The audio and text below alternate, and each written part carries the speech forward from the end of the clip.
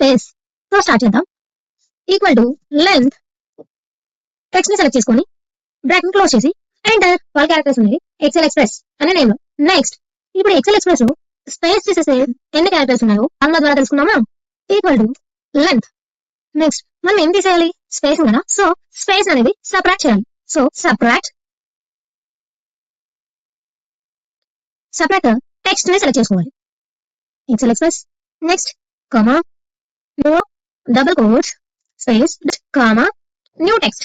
మనకి స్పేస్ అవసరం లేదు కాబట్టి double quote without space double quotes ఇచ్చేసాం.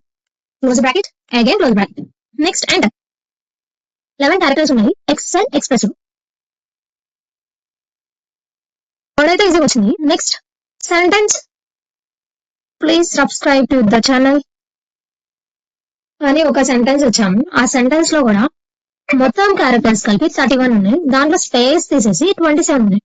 ఇక్కడ చూస్తే ఫస్ట్ ప్లీజ్ తర్వాత ఒక స్పేస్ 1, సబ్స్క్రైబ్ తర్వాత ఒక స్పేస్ 2 తర్వాత ఒక స్పేస్ 3, ది తర్వాత ఒక స్పేస్ 4 స్పేసెస్ ఉన్నాయి.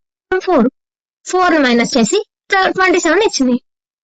సెంటెన్స్ కూడా ఉపయోగించు కదా.